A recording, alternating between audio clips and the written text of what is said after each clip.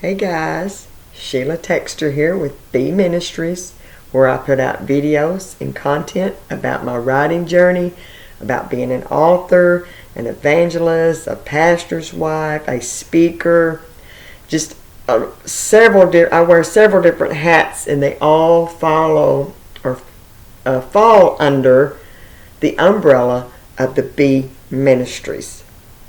And today, if you paid attention to my title, it says Revisiting My First Memoir, or my first book. And what happened is, but before we go any further, if you've been following me any at all, share my videos, help me get this content out there. It's just everything I bring, I just bring it from my heart. If I feel inspired to to share something, I do. And that's what this video is about today.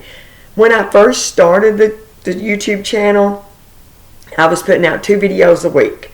I was going to be, and I was consistent. And then it got where I got busier and busier and I couldn't, so I started doing once a week. And then it's like almost once a month.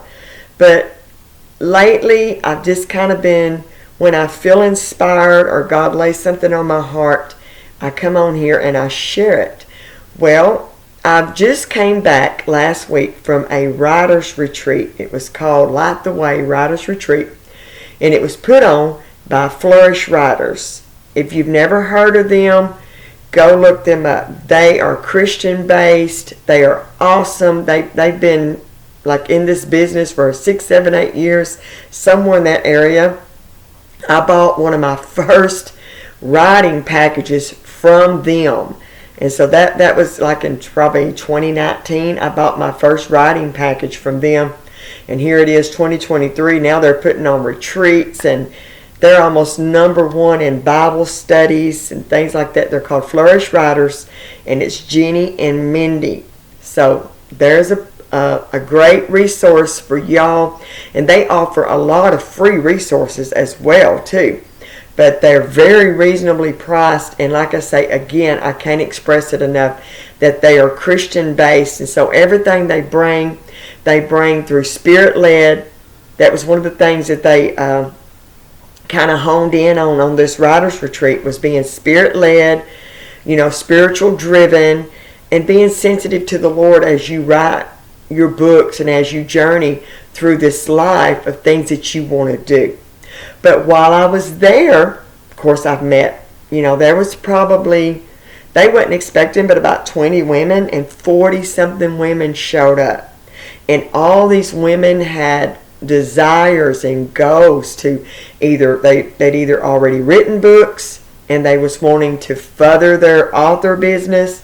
They were wanting to know how to do YouTube. They were wanting to know how to do websites. They were wanting to know how to, just take their message out to the world. And so we was just all collaborating. I made a lot of new connections, a lot of new friends. But one in particular, we swapped books.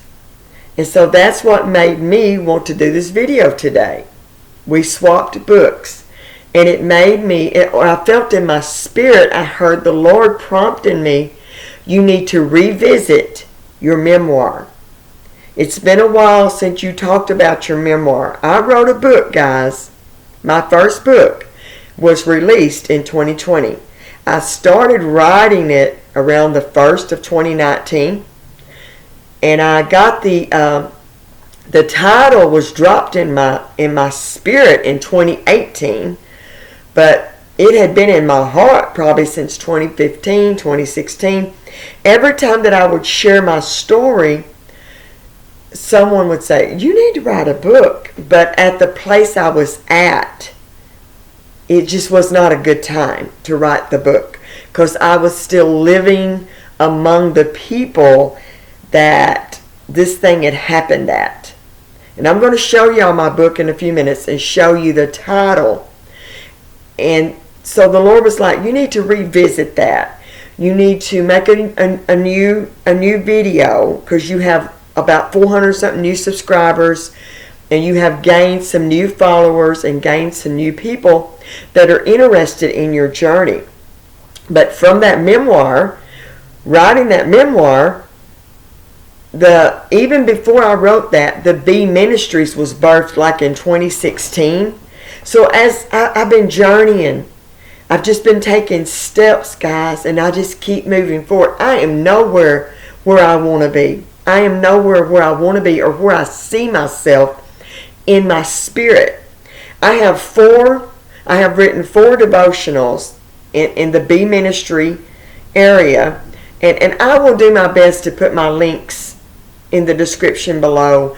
I'll put a link straight to this memoir that I'm trying to speak about today, a link maybe to my author's page, a link to my Facebook page, a link to my the Be Ministry Facebook page. If you want to go on there and just look at some of the stuff that I do. But anyway, so I felt impressed to revisit this book. So me and this lady, she had wrote a book, and it's called Hey Dad, It's Me. And it's really about her father not being in her life and how it made her look at God, but yet how God came in and was a father to her in every area that she ever needed. So even though I didn't really relate to that, my father really wasn't in my life a whole lot. We wasn't really bonded. He was there, but we wasn't really bonded. And I lost my mother when I was young. A lot of that stuff is in my first memoir, is in my book. But I can honestly say, I don't know. The only thing I can say is it was God. It was God from the get-go. I have never felt less than. Even after I failed, even while I was living for God, and that's what the book is about, even during that time, even though I was ashamed of what I did, and even though it took me a while to get back up and to regain my footing, and this has been like 20-something years ago that this happened, but even in my childhood growing up, in what I seen and what I grew up around, I still, like I say, again, it had to be God. I didn't fight depression. I didn't fight like I didn't fit in. I never felt like I was less than anybody else. I don't know where that came from except God. Because most people that would have grew up in what I grew up in would have struggled big time in that. So I know that it was just a God thing. He come in and he protected my mind because he knew the potential that was in me, but Satan knew it also. And here I am, almost 58 years old. I was almost 50 before I actually started walking in the calling, in the ministry that God really intended me to have. But anyway, I don't want to get too far off track because I'm revisiting my memoir today. That's what we're doing. So anyway, me and her swapped books. And we swapped books to read each other's story. Well, she lives in Ohio. I live in Arkansas. But she took the book and she was traveling back, so she stayed all night in a hotel on her way back because this was the retreat was in Atlanta, Georgia. So it was about a 16-hour drive for her, maybe 14. So she just kind of broke it up and stayed all night in a hotel coming, and she stayed all night in a hotel going back, and broke up her traveling. I was about 7 hours, a little bit over 7 hours, and I just drove straight through. But anyway, we stayed there a couple of nights, and we became real connected and acquainted because we kind of wrote books in the same area. Memoirs is what we wrote, but even though it was on different stories. But we swapped books so we could just read each other's books and read each other's writing style and things like that. Well, she texted me and began to just like, wow, sister, your story, you were so vulnerable telling that. Everybody don't want to tell when they failed, or they're the ones that hurt people. And so what I'm saying, you hear a lot of the stories about the one that got hurt. How do you forgive? Like we have Lisa Takaris, I may not be saying her name just right. She's always talking about how she was hurt. How can she forgive? How can you forgive what you can't forget? Setting boundaries. So she was always the one getting hurt. Well, what do you do? What do you do when you're the one that hurt people? What do you do when you're the other woman? When you were at a vulnerable place in your life and you allowed Satan, I don't blame it on Satan, but believe me, he found the open door that I had left open. And honey, he came in. But what do you do when you're the one that has allowed the enemy to hurt your friends, to bring a reproach upon your church, and just hurt your family, and hurt your children, and hurt your friends' family? What do you do when it's you? It's not easy because to tell that story, because we're taught to leave that stuff in the past, and I do believe that we should, and I promise you, the book is very well structured, and it's not intended, when you read it, you will see that it was not set out to tear anybody down. It was to show people that have failed in that area, in adultery, that there is life after the mistake, that you can get up. So guys, here's the book, Life After the Mistake. I wrote this book, and like I say, the Lord gave me the title in 2018, and then I didn't start writing it till 2019, and it took me about a year and a half to get this book completely wrote, edited, revisited. It was a lot of prayer. A lot of prayer went in this book. A lot of prayer went into this book. I was even through with the book when I said, God, if you don't want me to write the book and you don't want me to publish it, I won't. I prayed and I prayed and I prayed about this book. But God gave me the green light. But he just said, proceed with caution. That was his word to me. I want the story out there, but we're not trying to make anybody look bad. We're not trying to bring up anything or bring a reproach upon anybody. But this cover, I want to explain this cover just a little bit. Here's the lady that has been brought to Jesus, that has committed adultery. The men dragged her to Jesus, and there's Jesus writing in the sand. And now this here is a set of footprints walking away. That's Jesus walking away. Or it could possibly be the woman walking away. What did Jesus say to her? Woman, where are thou accusers? And she said, Lord, I have none. He said, neither do I condemn thee. Go and sin no more. And that's what we got to do. This book is a book of restoration. It's a book of a comeback. It's a failure, but it's a comeback. But like I say, this happened probably 20-something years ago when this failure happened. And it's took me about that many years to regain my footing. Because when you kill your confidence, people, don't have confidence in you. You kill your trust in people. It's a proven time, my friend. Now, God immediately forgives you, immediately. But there's a proven time to people. And you can't be mad at them for that. You cannot be mad at them. Guys, this book is $12.99 on Amazon. $12.99. And it is so, and I'm not talking about it just because it's me, but it is so good. It is so good. So this lady friend, so I want to get back to that. So this was my first memoir, but since then I have wrote 4 B devotionals under the B Ministries. I am writing 2 more this year. This is 2023.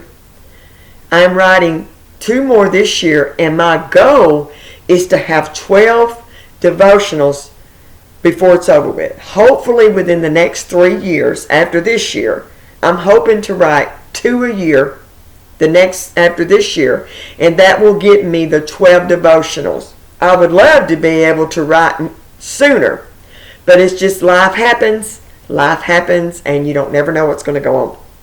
But I want to read something to you. So she went on Amazon. I mean, she messaged me first and really just inspired me. I was like, I took that book not really intending to push that book at all. And I took my my devotionals because I kind of wanted them to see what I was doing, how I was marketing them and how I'd put my brand on them and how I'd put the Be Ministries on them. I really wasn't even thinking about my memoir, but I had it with me. I had a couple of them with me just in case it come up. So she's like, so I was telling her, I wrote a memoir too. She said, well, do you have your book with you? Anyway, we swapped books to review each other's books, to give each other feedback. And this is what she put. I screenshot it. She went on the Amazon page, found and did a review on my book. And this was her title. It says, excellent resource for pastors. How do you deal with moral failure in the church? This is an excellent resource to remind pastors and leaders that God's love, forgiveness, and restoration remain available to those who fall into sexual sin. And the incident does not have to be hidden, but can be addressed forthrightly to give all affected people, including the congregation, the opportunity to forgive, be forgiving, and experience God's glorious transformation. So I was like, man, that's good. Here I was, not even thinking about my memoir when I went to that writer's retreat. And I was like, I just kind of wanted to go. Even though I've already wrote a book, really I have 6 books. 7 if you want to count the ebook to this, because now there's an ebook to this too for $9.99. You can download it just like that for $9.99. But the paperback is $12.99. It started out $14.99, but I took the price down to $12.99 after a couple of years. But so I actually have 6 books, 7 counting the ebook to that, on Amazon already. But I was just like, I'm just writing. So I haven't really addressed this book in a while. And I done been on here a little bit longer than what I wanted to. But guys, I just kind of wanted to revisit and share with a lot of my new subscribers that I do have a memoir. And it's like I said, it's a touchy subject. It's vulnerable. It's a story that everybody don't want to tell about themselves. And I've had my past hurts. I've had people to hurt me in my childhood, in my younger days, in my first marriage, and even after this fall, and I was asked God to forgive me, even while I was proving myself to man and to God. I had walls against me. I had people to put their hands up against me. But you know what? I just kept moving on. I just kept trusting God. I kept leaning into God, saying, God, I know that one day you're going to help me build my reputation back up, build the confidence back up that people had in me, build the trust back up in me that people once had in me. Once you lose that, it's not easy to regain it. But through God, you can regain it. So guys, I'm going to get off here for today. I love you. I love my YouTube viewers. I appreciate you. I asked you to subscribe to my channel, like it, share it, because I put out content mainly about the writing journey, but just sometimes I feel inspired because I am a speaker, a preacher, an evangelist, and I teach the Word of God. Sometimes I just feel like coming on, and even right now I'm thinking I may come back in a little bit and make another video and put it on YouTube today about us not being we should not just be in survival mode, but that God intended for us to thrive. But that's a whole nother video for another download. But guys, I'm going to get off of here. I appreciate you. Remember, go check out my author's page on Amazon and check out the books. I'm not trying to push. I'm not trying to make money. I really am sincerely, from my heart, trying to help people.